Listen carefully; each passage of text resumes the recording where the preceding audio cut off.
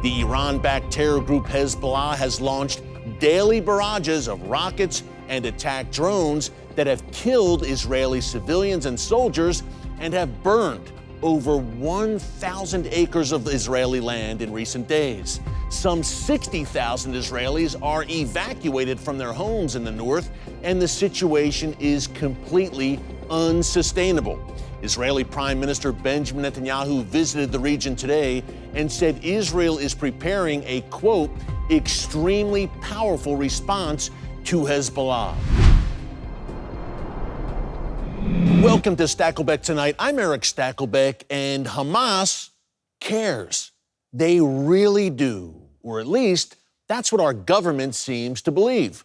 At a briefing on Tuesday, State Department spokesman Matthew Miller was pressed on why he believed Hamas would agree to the Biden administration's proposed ceasefire deal with Israel when it could potentially remove Hamas from power in Gaza and lead to its demise. In other words, what's in it for Hamas? And why would they possibly agree to this? Miller's response gave a window into the administration's thinking there, and it wasn't pretty. He answered, quote, because they, Hamas, don't want to see continued conflict, continued Palestinian people dying, continued war in Gaza, and they do want to see the reconstruction of Gaza. Huh? Folks, Hamas has spent close to 20 years in a state of endless conflict against Israel, pouring billions of dollars into rockets and terror tunnels and turning Gaza into an armed fortress. They've shown blatant disregard for Palestinian civilians and instead gleefully use them as human shields and cannon fodder. But hey, don't take my word for it. Here's Hamas leader Ismail Haniyeh laying out how the death of average Palestinians is central to the terror group strategy. كما قلت وفي كل مرة أكرر إن دماء الأطفال والنساء والشيوخ لا أقول تستصرخكم بل نحن الذين نحتاج هذه الدماء لكي توقظ فينا روح الثورة لكي توقظ فينا العناد لكي توقظ فينا التحدي والسير إلى الأمام. Does that sound like a man or a movement that has a shred of concern for Palestinian life or the reconstruction of Gaza? Has State Department spokesman Matthew Miller been napping for the past few decades? Hamas literally exists to destroy Israel and kill Jews. That's it. That's their whole rationale for being. There will not be a change of heart among this demonically driven death cult. They must be destroyed. Yet it seems that the current ceasefire deal that's on the table and pushed by the White House would leave Hamas alive to fight another day and to plan more October 7th style massacres. That's a non-starter for Israel. So is the very chaotic situation unfolding on Israel's northern border with Lebanon right now. The Iran-backed terror group Hezbollah has launched daily barrages of rockets and attack drones that have killed Israeli civilians and soldiers and have burned over 1,000 acres of Israeli land in recent days. Some 60,000 Israelis are evacuated from their homes in the north, and the situation is completely unsustainable. Israeli Prime Minister Benjamin Netanyahu visited the region today and said Israel is preparing a, quote, extremely powerful response to Hezbollah. Meanwhile, Hezbollah's masters in Iran are breathing new threats against the Jewish state. The leaders of Iran's Islamic Revolutionary Guards Corps say Israel will pay for a recent airstrike that killed an Iranian military advisor in Syria. Now, the last time Israel eliminated Iranian officials in Syria, Iran responded with an unprecedented barrage. Will we see one again? Coming up, our TBN Israel correspondent Yair Pinto gives us an on-the-ground update, and it all starts now. On Saturday, April 14th, The world held its breath as they sat down to watch what seemed like the beginning of the Great War in the Middle East. Iran launched a massive storm of fire at Israel, made up of hundreds of UAVs and ballistic missiles. For decades, the Islamic Republic of Iran has been threatening war against Israel, accumulating weapons and perfecting their methods. Finally, we reached a moment where Khamenei himself ordered the first ever direct and unprecedented missile attack on Israel. A little after midnight, we started hearing explosions and missiles all over Israel. We had nowhere to run, nowhere to hide. We just sat, waiting for hours for an unknown outcome. According to IDF officials, a second wave is expected to hit Israel very soon. And then a miracle happened. 99% of Iranian weaponry failed. All the UAVs were intercepted by an Israeli-American defense coalition, which included Sunni Arab countries as well. Dozens of fighter jets pierced the skies of the Middle East and shot down the drones, missiles, and cruise missiles until the last one. None of them reached Israel. Israelis all across Israel and around the world recited the Hagomel prayer of gratitude, thanking God and the IDF. And globally, analysts were banging their heads against the wall as what happened was simply contrary to all logic. Iran did not take advantage of the element of surprise at all. Already before the attack materialized, Israel was prepared for it, along with our allies in the Middle East and internationally. Iran's next mistake was an attack that seemed to ignore our technological superiority, like the fact that the IDF's F-35s has a thermal sensor that sees the heat of drone engines and cruise missiles from great distances, even if they have a radar signature the size of a small bird. The Iranians are not suckers and know very well how these sensors work, and they still chose to launch it. The third mistake related to the fire strike is with the ballistic missiles. The IDF is the champion of eliminating such missiles. The collection of mistakes seems confusing until other influences are brought into the table.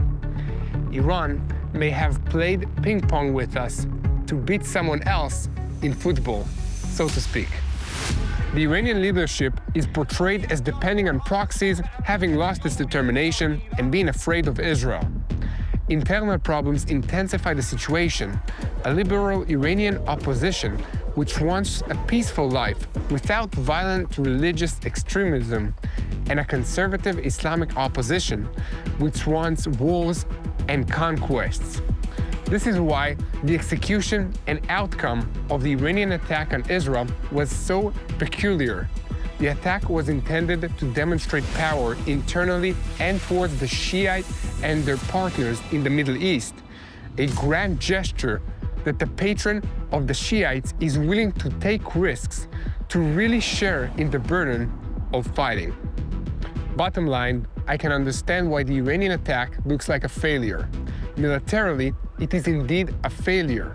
The damages were minimal, and the Iranian equipment was exposed in its weaknesses. I'm sure if they could, the Iranians would have preferred to carry out the attack a little more successfully. In conclusion, the war is not over yet, but one thing is clear: the policy towards Iran must be changed. Israel will need a security policy opposite to the current one, either a nuclear agreement that will roll back Iran's capabilities or an attack policy to remove the threat completely. As an Israeli believer of God and follower of Yeshua, first and foremost, I believe that God is defending the Jewish state. So please join Israel in prayer for the peace of Israel and the peace of Jerusalem, because what happens in the Middle East does not stay in the Middle East, and the enemy wants to spread to the rest of the world. But we serve a mighty God, and together we will win. Aryeh Lightstone was not only an eyewitness to history, he was a participant. Aryeh served as chief of staff and senior advisor for the U.S. ambassador to Israel, David Friedman, during the Trump administration, and their team presided over the historic opening of the U.S. embassy in Jerusalem and the implementation of the Abraham Accords peace treaties between Israel and several Arab countries. Aryeh meets with Middle Eastern leaders frequently, and he joined me to break down the possibility of a groundbreaking peace deal between Israel and Saudi Arabia. Take a look. Aryeh, great to have you with us. Hey, you are very familiar with strong leadership, working under Ambassador David Friedman during the Trump administration. You've been traveling throughout the region recently, throughout the Middle East. What is the perception in the region of American leadership right now? Well, they miss Ambassador Friedman and the rest of the senior appointees by the Trump administration. There is a great deal of both concern and maybe the right word is uneasiness that exists from Saudi Arabia, UAE, Oman, all the way to Morocco, that basically says, who's in charge? Because the United States of America has taken an enormous step back, and that void has not been filled by Costa Rica. That void has been filled by Russia, China, and Iran, and that's created an enormous amount of concern throughout the Middle East. Yeah, it's been said that weak men create hard times, and we're seeing the ripple effects of that right now, in particular in the Middle East. Does this, Aryeh, jeopardize the possibility of a Saudi-Israel peace deal? We've heard rumblings, especially before October 7th, of potential normalization, historic normalization, between Israel and Saudi Arabia. You've been traveling in the region. You've made some pit stops in Saudi Arabia. What's your thoughts on the latest there? Is that still a very distinct possibility? So the answer broadly is there will be peace in between Israel and the Kingdom of Saudi Arabia at some point in time in the not too distant future.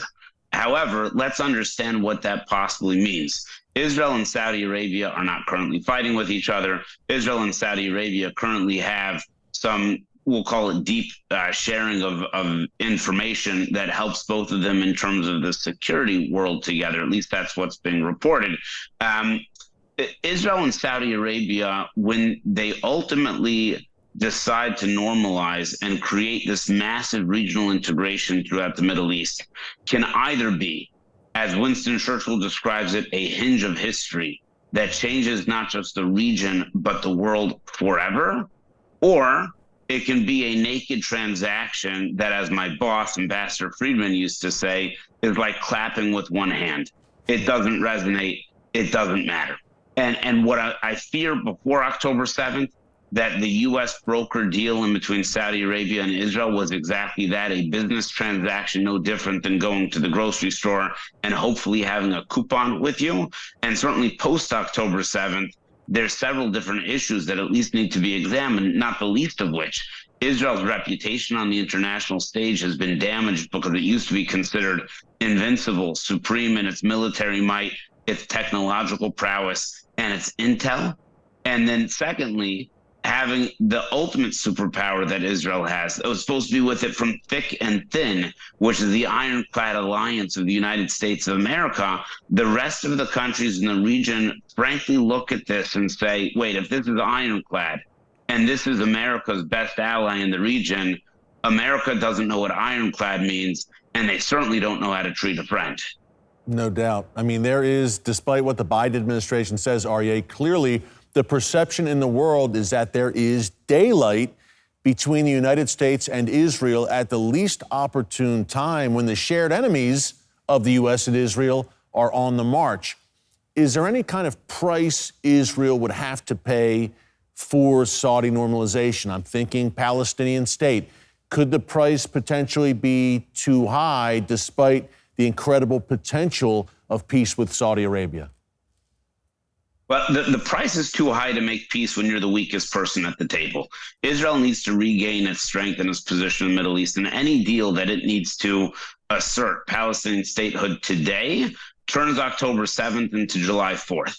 And the message that that sends throughout the region is a horrendous message, because it won't just threaten Israel, but we can remember the Arab Spring. We can remember what happens when you allow terrorism to pay, that yields only more terrorism. So therefore, look, Israel and Saudi must make peace, should make peace, will ultimately make peace, but how they do it is critical. And any platform or mediator that wants to take October 7th and turn that into the prerequisite for the creation of a Palestinian state is somebody who does not understand the Middle East or works for the Biden administration. But then again, I repeat myself.